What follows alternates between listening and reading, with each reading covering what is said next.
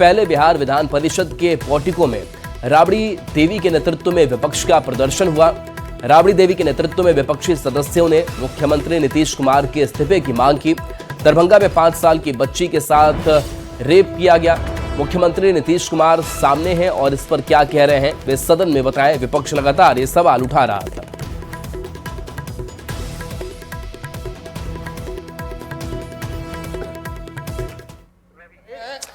रवि नारायण हमारे साथ न्यूज 18 संवाददाता जुड़े हैं। रवि, आज राबड़ी देवी से विपक्ष के सदस्यों का तेवर तल्ख नजर आया, इस्तीफे की मांग तक कर डाली गई। क्या चला सदन में? विस्तृत देखिए, विधान परिषद की जब कार्रवाई शुरू होने से पहले ही जो है वो दरभंगा में जो बच्ची के साथ जो बलात्कार हुआ है उसे लेकर के विपक्ष जो है लगातार मुखर रहा। पॉलिटिको में बाहर आकर के उन्होंने सवाल खड़े किए। जब विधान परिषद की कार्रवाई शुरू हुई तो विधान परिषद के अंदर भी जो है विपक्ष लगातार सवाल खड़े करते हुए कार्य स्थगन प्रस्ताव लाया और इस पर सरकार से जवाब मांग रही थी। और खास बात यह रहा कि मुख्यमंत्री नीतीश कुमार खुद जो है वहां पे मौजूद रहे।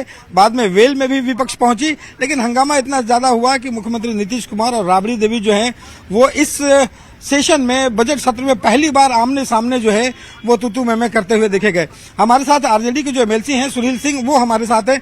आखिर ऐसी क्या नौबत आ गई कि जिसके कारण जो है सदन में इतना हंगामा आप लोगों को वेल में आना पड़ रहा है? देखिए, बड़ा दुर्भाग्यपूर्ण स्थिति है इस बिहार का। 365 दिन का शायद ही कोई ऐसा दिन होगा जिसमें बच्चियों के साथ बलात्कार नहीं हो रहा है, हत्याएं नहीं हो रही है, डकैती नहीं हो रहा है। और इसी विषय पर चर्चा के लिए हम लोग लगातार मांग कर रहे थे सभापति महोदय से कि माननीय मुख्यमंत्री जी सदन में बैठे हैं, सरकार का इस बारे में क्या मंतव्य है, कृपया 2 शब्द में हम लोग को संतुष्ट करें। लेकिन सभापति महोदय ने इसकी अनुमति नहीं दी, तो महागठबंधन के जितने भी एमएलसी थे सभी लोग वेल में आ गए। वेल में आकर के नारेबाजी शुरू हो गया। नारेबाजी के बीच में ही माननीय मुख्यमंत्री जी उठ करके उलट पुलट कुछ जवाब देना शुरू कर दिए और जो बिहार की पहला महिला मुख्यमंत्री चलिए बिल्कुल आप बने रहिए हमारे साथ और देखिए क्या कुछ सदन में हुआ। नीतीश कुमार ने भी अपनी बात किस तरीके से रखी, आपको वो दिखाते हैं। जो से पहले तो कोई काम किया है, और जब हम लोगों की सरकार आई है 2005 में तो एक एक चीज देख लिया, हर चीज को जानते हैं। ये कोई काम किया है? ये लड़की है, इसके जो वो हट गए कुछ दिन के बाद 23 को बना दिया। ये लोग कोई काम चीज है? ये लोग आई 3 को बोल रही है। सुनो, तुम बोल रहे थे तो कुछ काम किया है? आज तक वो लोग किसी महिला को बढ़ाया है और आज तक कभी कोई काम किया है? इन लोगों ने कोई काम नहीं किया है और हम लोगों की सरकार के द्वारा सारा का सारा काम किया जा रहा है। जब मुख्यमंत्री बोल रहे हैं, गड़बड़ करता है आप लोग बैठिए, अपनी जगह पर जाइए। और एक एक तरह से बिहार कितना आगे हो रहा है और केंद्र सरकार का सहयोग है और इसके चलते बिहार बहुत आगे बढ़ रहा है। आप लोग तो आज तक कोई काम ही नहीं किए, तो यहाँ पर आके क्या खड़ा हो रहा है? इन सब लोगों पर तो एक्शन लेना चाहिए। ये कोई तरीका है कि ऐसे ही करना है? इसका क्या है? अब ये है, अरे इस सबको कुछ आता था, कोई काम किए है? प्रभारी कोई काम नहीं हुआ है। प्रभारी मंत्री 15 साल तक कुछ नहीं काम किया। बिहार नगर पालिका विधि सेवा नियमावली 2026 और बिहार नगर पालिका योजना सेवा नियमावली 2025 हिंदी और अंग्रेजी। तो देखिए, विधान परिषद में जोरदार हंगामा देखने को मिला। विधि व्यवस्था पर हंगामा हुआ। विपक्ष ने सरकार पर सवाल उठाए, बताया कि बेटियों की सुरक्षा ये सरकार नहीं कर पा रही। आरजेडी के सुनील सिंह ने आरोप लगा दिया और कहा कि सीएम की माइक बंद करने पर उन्होंने सवाल उठा दिए। किसके इशारे पर माइक बंद की गई?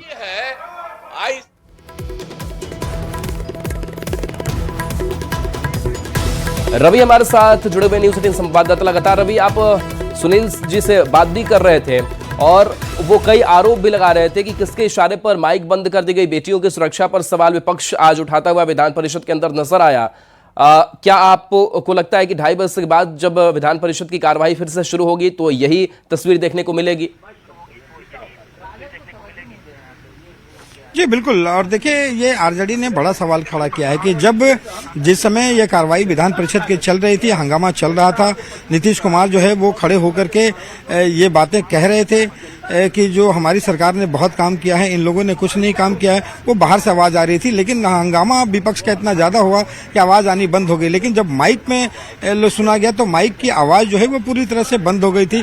और इसे लेकर के आरजेडी सवाल खड़े कर रही है कि आखिर मुख्यमंत्री की जो माइक है वो किसने बंद की, किसके इशारे पर बंद की, और इसकी जांच होनी चाहिए। ये आरजेडी सवाल खड़े कर रही है। और सबसे बड़ा सवाल यही है कि पूरी तरह से जो है उसके बाद विधान परिषद की जो कार्रवाई है 2:30 बजे तक के लिए स्थगित कर दी गई है। अशोक चौधरी जो है वो भी यहाँ उस समय मौजूद थे और यहाँ पे वो जो जिस समय चल रहा था उस समय और सर ये विपक्ष आरोप लगा रही है कि मुख्यमंत्री जब बोल रहे थे तो उनकी माइक बंद कर दी गई। किसकी औकात है, किसकी हैसियत है, किसकी हैसियत है कि नीतीश कुमार की माइक को बंद कर देगा? है क्या बिहार में किसी का औकात जो नीतीश कुमार के माइक को बंद कर देगा? जांच की मांग कर रहे हैं। इसे पागल हो गए हैं, इतना नंबर कम आ गया है ना, इन लोग मानसिक संतुलन गड़बड़ा गया है। तो ये अशोक चौधरी हैं और ये देखा उन्होंने जवाब दिया कि उनकी मानसिक संतुलन जो है वो बिगड़ गई है और किसी की मजाल नहीं है जो मुख्यमंत्री की आवाज जो है वो माइक बंद कर सके। लेकिन पूरी जो है वो घटना सामने है और इसके बाद विपक्ष जो है इस मामले को लेकर के तेवर जो है वो तल्ख अख्तियार किए हुए है। जब 2:30 पर जब भोजनावकाश के बाद जब कार्रवाई शुरू होगी तो देखना होगा कि विपक्ष शांत है या जो वाद विवाद होना है बजट पे वो चलता है या फिर हंगामा जारी रहता है। जी चलिए, बिल्कुल। तो ये देखना दिलचस्प होगा कि 2:30 बजे के बाद किस तरीके की तस्वीर जो है वो निकल करके सामने आती है। लेकिन ये तस्वीरें हमने आपको दिखाई कि किस तरीके से आज तल्ख तेवर जब राबड़ी देवी का भी नजर आया तो जवाब भी उसी तरीके से मुख्यमंत्री नीतीश कुमार ने भी दिया है। चलिए, बहुत बहुत शुक्रिया रवि इस अपडेट के लिए आपका। तो ये हम विधान परिषद की तस्वीर दिखा रहे थे और क्या पूरी घटनाक्रम ये भी हमने आपको बताया, जहां पर विपक्ष ने आज जमकर बेटियों की सुरक्षा पर सवाल उठाए हैं। जो रेप की घटनाएं कुछ सामने आई है उसका जिक्र किया गया है और आरजेडी के सुनील सिंह ने भी कई सवाल इस बीच उठाए। और पटना से बड़ी खबर है, जहां दरभंगा में दरिंदगी मामले में बच्ची से रेप और हत्या का मामला सामने आया था। कल विपक्ष ने सदन के बाहर इस मुद्दे को उठाया, बैनर पोस्टर के साथ जोरदार प्रदर्शन किया गया। विधि व्यवस्था को लेकर के विपक्ष ने सवाल उठाए। विपक्ष ने सरकार से जवाब भी इस पूरे मसले पर मांगा।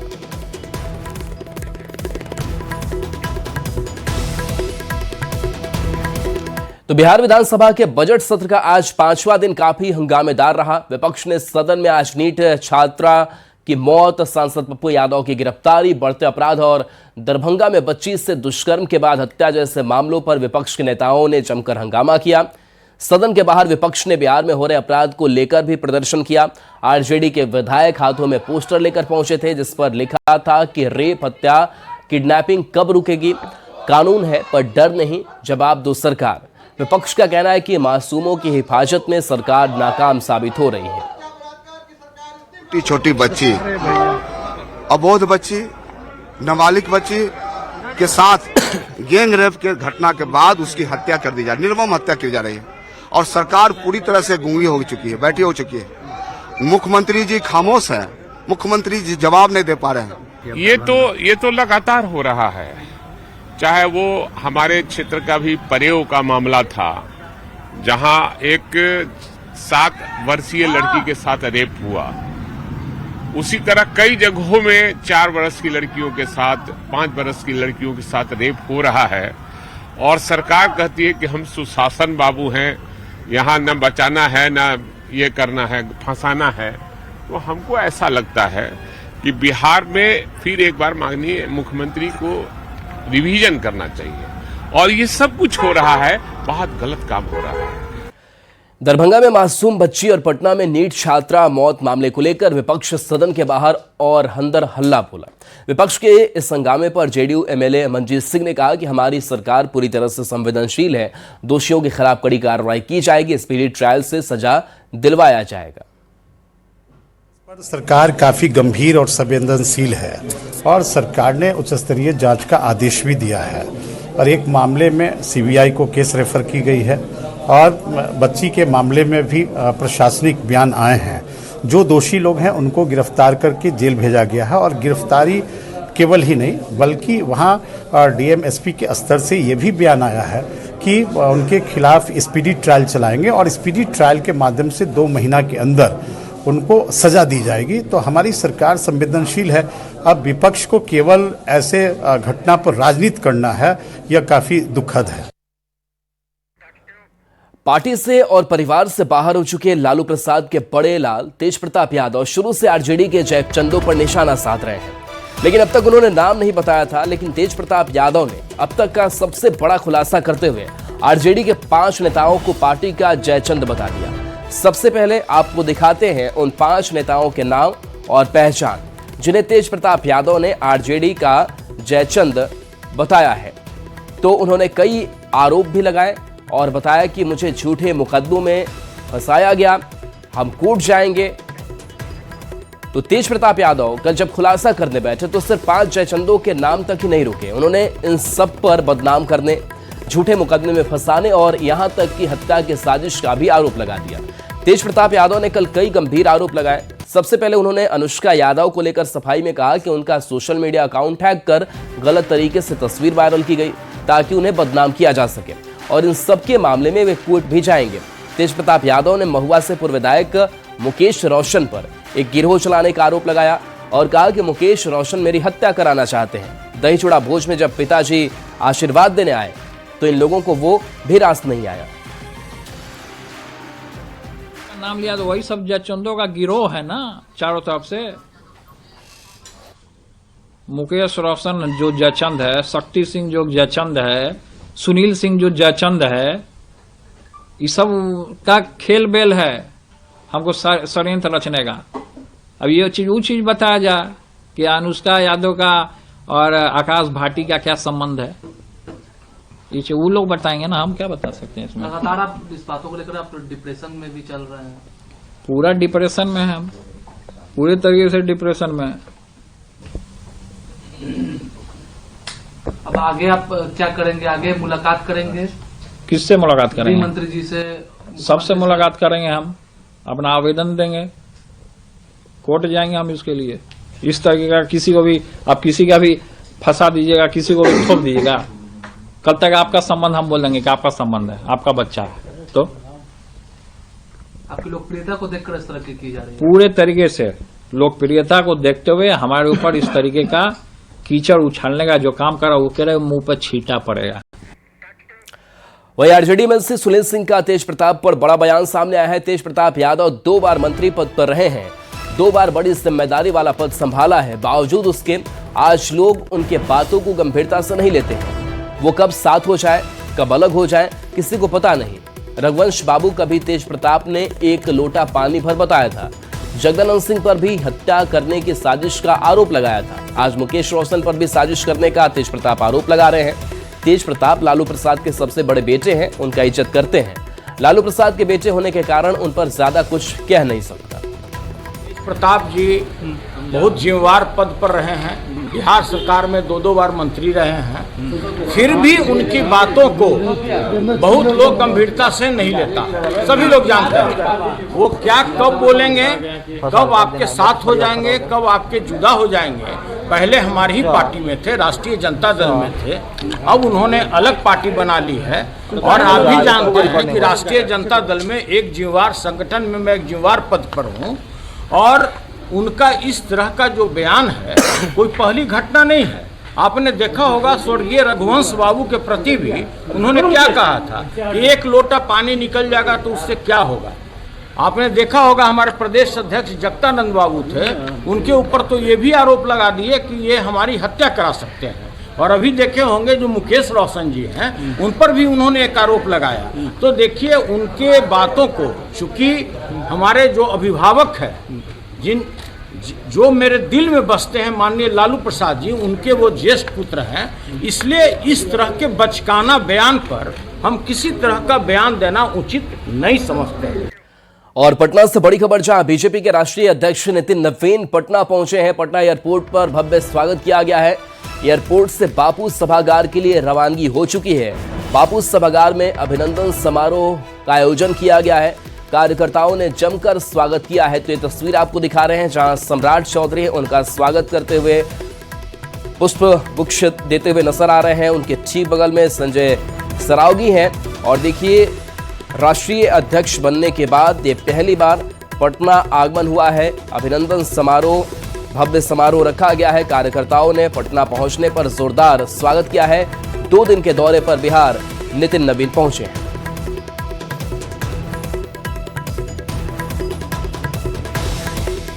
शैलेंद्र हमारे साथ न्यूज 18 संवाददाता फोन लाइन पर। शैलेंद्र, पटना पहुंच चुके हैं नितिन नवीन, भव्य स्वागत और आगे की क्या तैयारी है?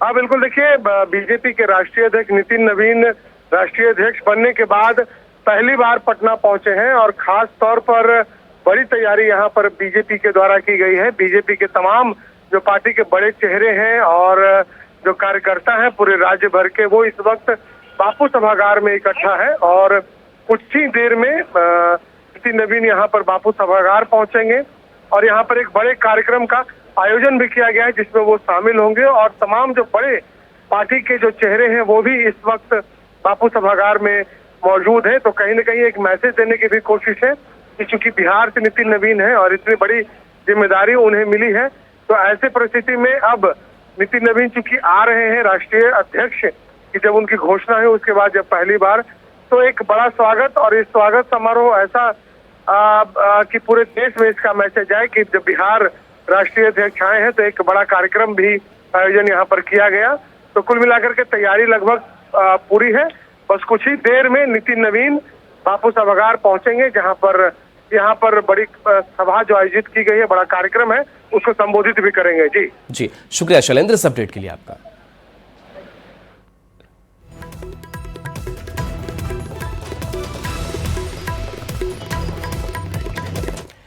सीएम नीतीश कुमार के बेटे निशांत अपनी सादगी के लिए हमेशा चर्चा में रहते हैं और कई बार मुख्यमंत्री के बेटे होने के बावजूद उनकी सादगी चर्चा में रही है।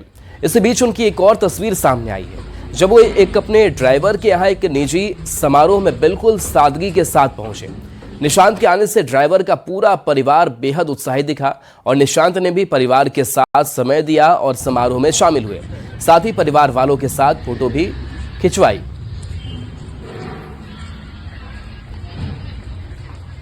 तो ये तस्वीर आपको दिखा रहे हैं जहां पर देखिए ड्राइवर के यहाँ निजी समारोह और उस समारोह में शामिल होने खुद पहुंचे। सिर्फ पहुंचे ही नहीं बल्कि वहां पर समय भी बिताया, परिवार के साथ वो मुलाकात भी कर रहे थे और ये तस्वीर पूरे परिवार के साथ। और भागलपुर से बड़ी खबर जहां फिर कोर्ट को उड़ाने की धमकी मिली है। भागलपुर कोर्ट को फिर से उड़ाने की धमकी दी गई है। मेल के जरिए बम से कोर्ट को उड़ाने की धमकी दी गई है। धमकी 1 सप्ताह के अंदर दूसरी बार दी जा चुकी है।